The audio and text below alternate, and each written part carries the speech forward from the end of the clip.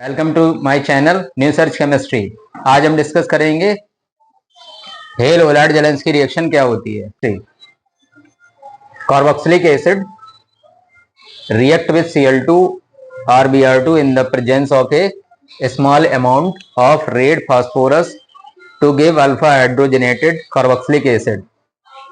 Halogenation takes place mainly alpha position and continuous till all the alpha halogen atoms are replaced by chlorine or bromine atoms. This reaction is called Hale-Ollard-Jansky reaction.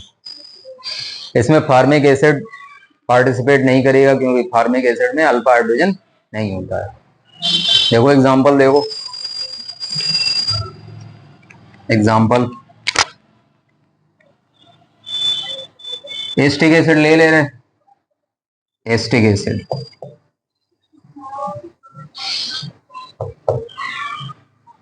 देखो, किसी carbonyl group के तुरंत बाद जो carbon atom आता है उसे alpha carbon कहते हैं। जैसे ये कार्बोनाइल ग्रुप है, इसके तुरंत बाद ये कार्बन है, कौन सा कार्बन है? Alpha carbon.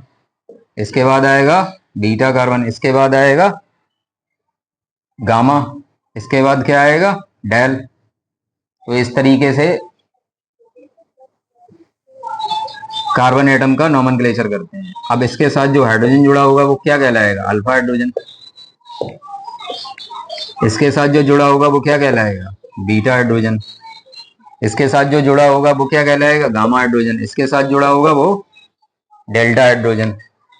ठीक है, अब देखो एग्जांपल समझो।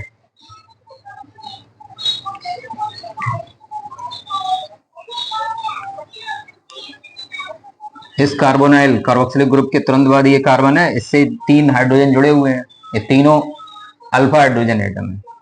तो इसमें से एक अल्फा हाइड्रोजन बाहर निकल जाएगा, Cl2 और रेड फास्फोरस से रिएक्शन कराएंगे। तो इसमें से एक हाइड्रोजन कम कर दो अल्फा वाला और Cl एटम जोड़ दो, और ये तब तक रिएक्शन होती रहेगी जब तक कि सभी hydrogen alpha hydrogen atom Cl atom से रिप्लेस नहीं हो जाएंगे। अगेन फिर Cl2 और रेड फास्फोरस से रिएक्शन हो जाएगी। तो अब एक हाइड्रोजन और कम हो जाएगा और एक Cl बढ़ जाएगा। फिर अगेन फिर से Cl2 और रेड फास्फोरस से रिएक्शन हो जाएगी। अब ये वाला जो हाइड्रोजन बचा है वो भी निकाल दो।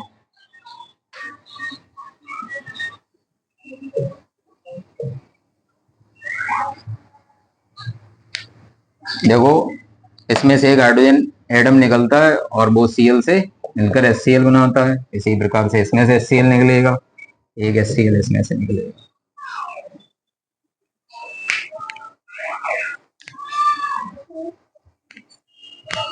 ये मोनोक्लोरोएस्टिक एसिड,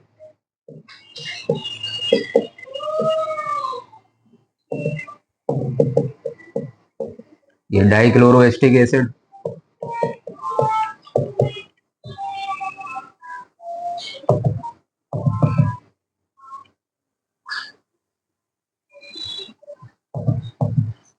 और ये है ट्राइक्लोरोएस्टिक एसिड।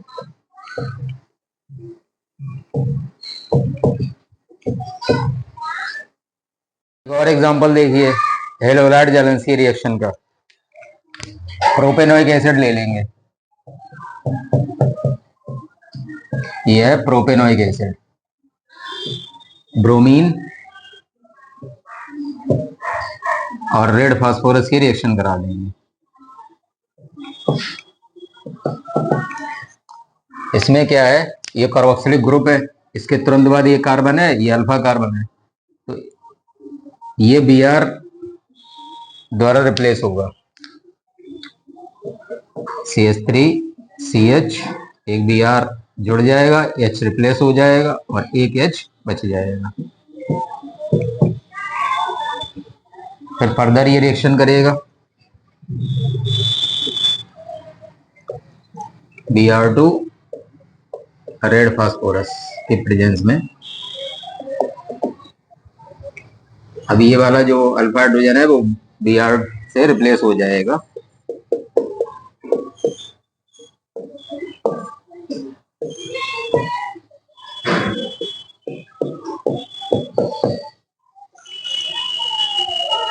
यह प्रोपेनोइक एसिड प्लेस हो जाएगा और 2 ब्रोमो प्रोपेनोइक एसिड बन जाएगा। फर्दर ये रिएक्शन करेगा Br2 और रेड फास्फोरस से, तो फिर अल्फा हाइड्रोजन रिप्लेस होगा Br द्वारा और ये Br जुड़ जाएगा।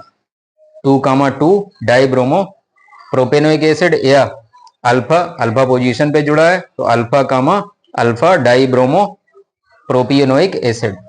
Thank you for watching.